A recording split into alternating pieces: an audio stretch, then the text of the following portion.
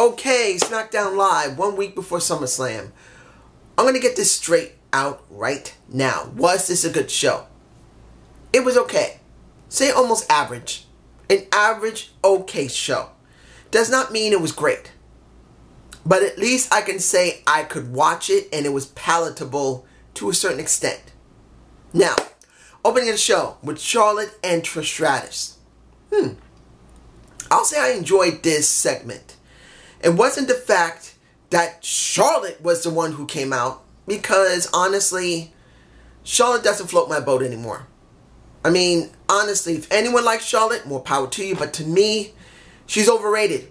I'm sorry, she just is. She's not that great on the mic, and in the ring, she's got to work with someone that she's familiar with, or someone who's damn good that can cover her. Anyone else is not going to agree with me. I understand that. But that's how I see it because of what she's done in the last 3 years. So when she wanted to show how great she was in the last couple of years, we, instead of getting Charlotte stuff, we got Trish stuff. Now, I enjoyed that. I wish some people would do that once in a while. More often. At least once in a while. Maybe once or twice a year. Someone would do something like that. So someone could do the same thing one more time this year. Just to make it different. Because I don't want everyone doing this. Because then it's going to be stupid. But when Trish came out, it wasn't a bad segment, she said. But admittedly, I'm going to say it like this. If Trish...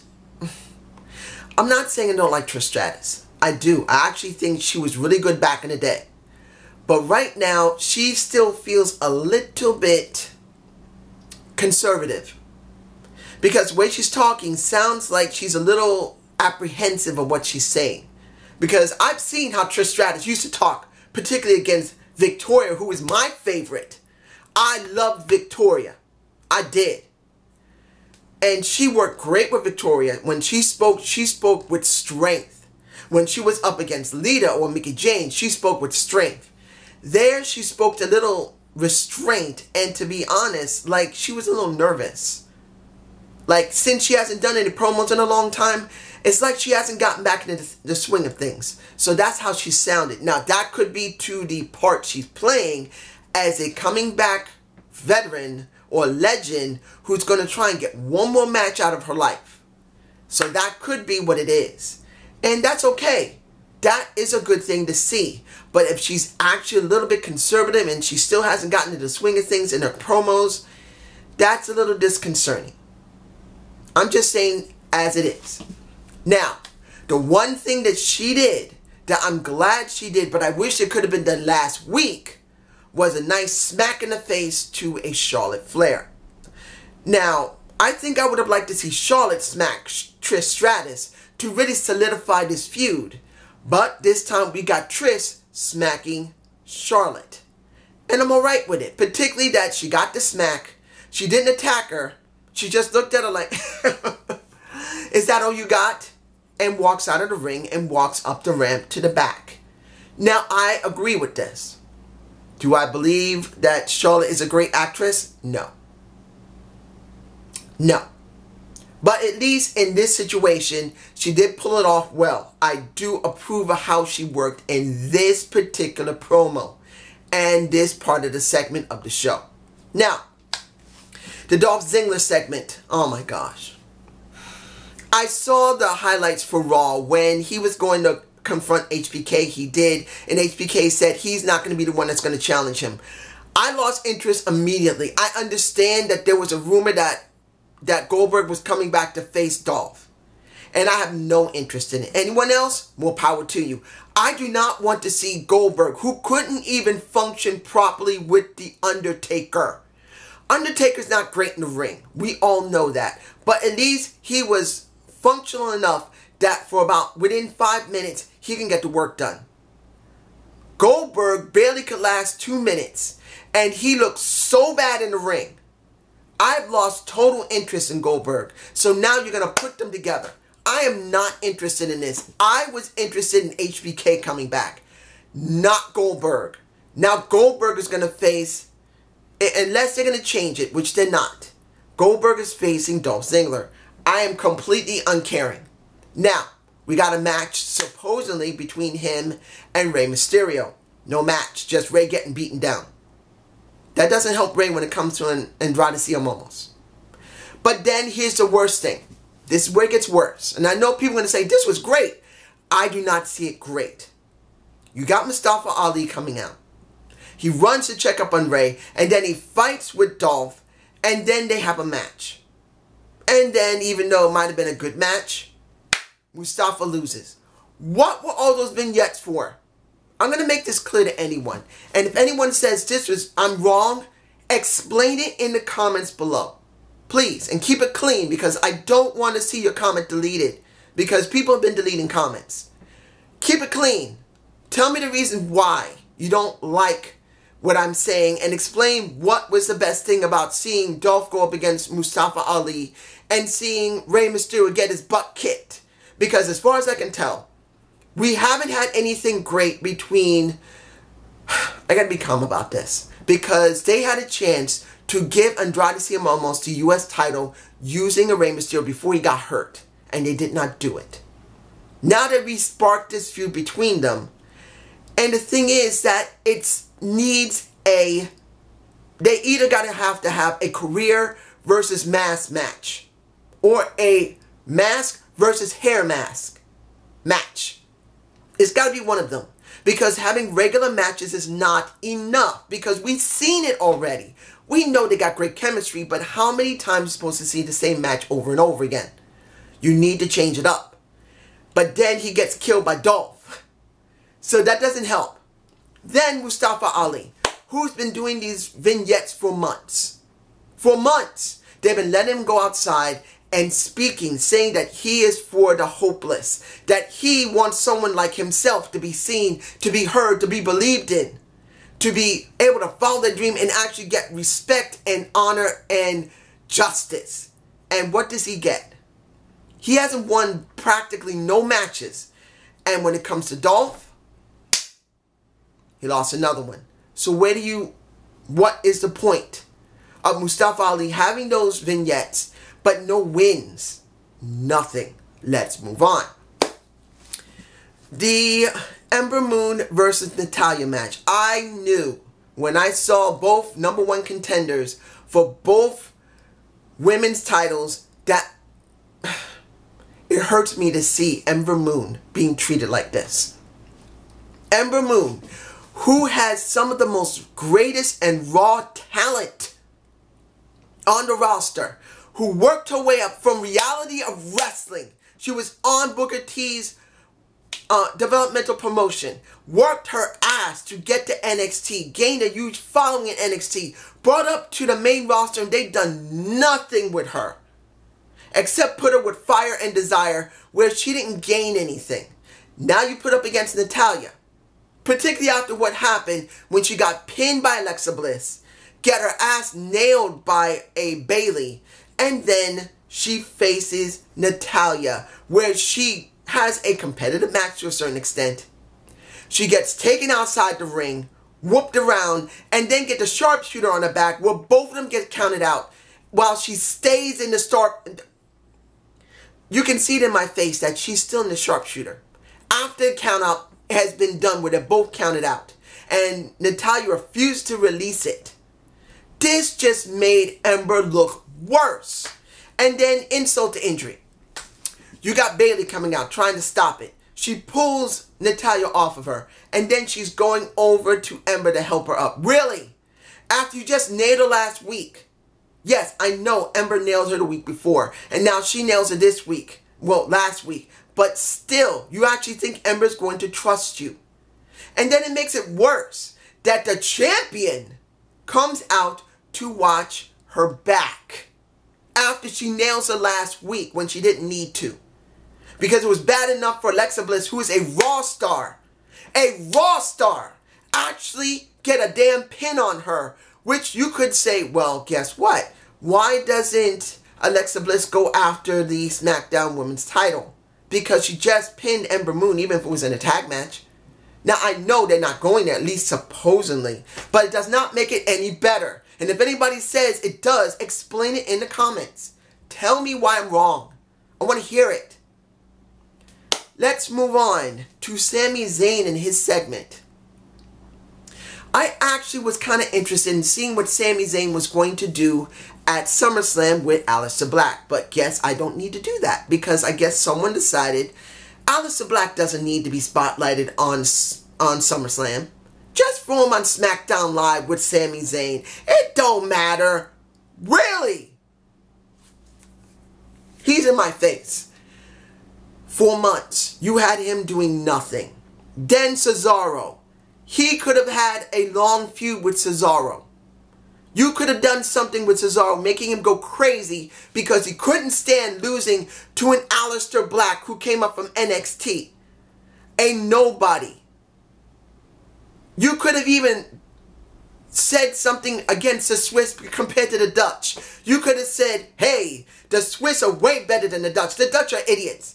And then Aleister Black would get upset saying, you actually talking about my people? You want to try something with me? That could have been a feud. But I would have liked the losing his mind feud, because you could see Cesaro lose his mind trying to win against Aleister Black, and he lost twice to Aleister Black, and he loses freaking marbles because he couldn't stand it. At least that would be a new angle for a Cesaro, even though he's Raw, and then Aleister Black, who's on SmackDown. It would have at least been something. Something. Nope. We get this. And Aleister Black wins, but he gains nothing. Now what? He has no challengers for SummerSlam unless they're going to do it on SummerSlam. Let's move on. The Fireflies fun. I botched it. Because I don't know how this is going to end for Bray Wyatt. The Firefly Funhouse. Sorry, I'm bad with words. It was good. It looked fine. But it means nothing without a win. And I'm going to make this clear to everybody.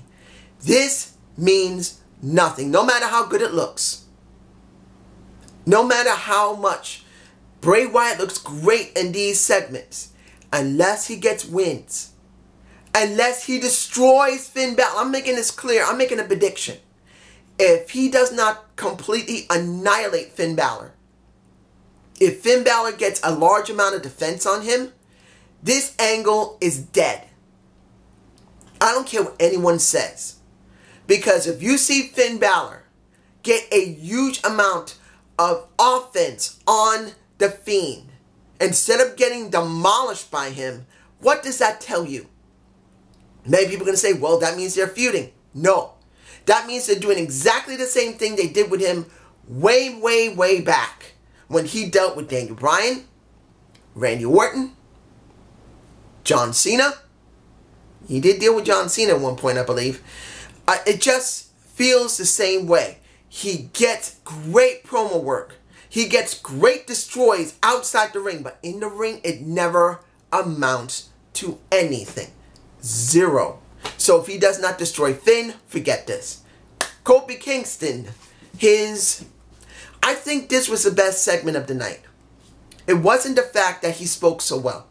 It was the fact that we now get a good picture on both sides of what Randy did to Kofi and what Kofi felt and what he wants to do to Randy. This is what I said in my debate of the week, coming full circle for Randy Orton and the Kofi Kingston. We know that actually happened. We know that Randy Orton basically killed the angle for Kofi. Now, I'm very sure that Kofi Kingston and Randy Orton are now friends.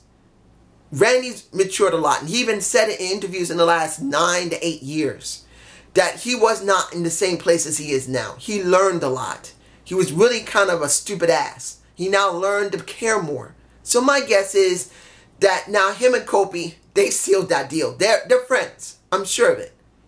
You've seen them up, down, down working with Xavier Woods. You actually think Xavier Woods would let a Randy Orton be on the show if he knew there was a beef between him and Kofi Kingston in real life?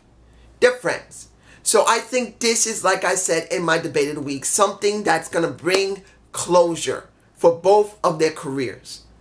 Not that they're both ending their careers, but something that happened almost 10 years ago for both of them. So I was fine with that, and it's a good thing to see. Finally, last two things. New Day versus the Planet's Champions. It was a good match. In the end, it was, I don't even remember. It was a no DQ because Rowan took the seat. No, not took the seats. Took the chair. Why am I saying chair and seat? You know what it is? It's because of what happened at the end of the show. But Eric Rowan grabbed some steps and basically whacked Xavier Woods in the head with it. And that ended the match completely, and they destroyed New Day. Now, the final segment. Rowan called out. Let's be honest here. I've heard people say, and I've said it myself, either it was going to be Samoa Joe or Braun Strowman. Now we know Samoa Joe is not the one because of what happened on Raw and the car hitting him almost. Now we get a pissed off Roman Reigns after his interview, which was okay. He goes to the locker room and goes directly to Buddy Murphy because he said, and I quote, "I looked at the footage. You were there. Who was it?" And Buddy Murphy says, "I'm not the one responsible. But even if I did know, I wouldn't tell your ass." And basically got his ass handed to him. You could see it in my face. But then Buddy finally dropped that he saw Rowan at that moment. And then you as a person watching Roman Reigns saying, okay, he's getting two to two together. He's saying, wait a minute, why would Rowan come after me? And then they shoot to the ring where Daniel Bryan and Rowan is just standing there. And Rowan's holding his arms like this. It's in my face. He's holding his arms, and Daniel Bryan is looking like menacing. So they finally decide to go there. Fine. I do kind of wish the roles were reversed because I think this is hard because Daniel Bryan as a heel has been really good when he's been pushed properly. As a face, he's way more over. So it would have been better if you had Daniel Bryan as a face and Roman Reigns as a heel, because right now the people want to boo him. And it's not because that he can't play a good guy. It's the point that he's been booked so badly, people naturally want to boo him because they can't stand him. And instead of turning this into the favor of the crowd and getting him over as a heel and then switching him back as a face when you book him properly, they got them both in reverse positions. And it makes it difficult. Very difficult. Now, here's the thing. If this is the angle, like I've heard some people talk about, you're going to have Roman Reigns go up against Daniel Bryan. Now, if they're stupid enough, because I believe the WWE is, they will book this for SummerSlam instead of leaving this and building this up to the next signature pay-per-view, which would be either Hell in a Cell. I know it's one of the middle pay-per-views, but it's pretty signature.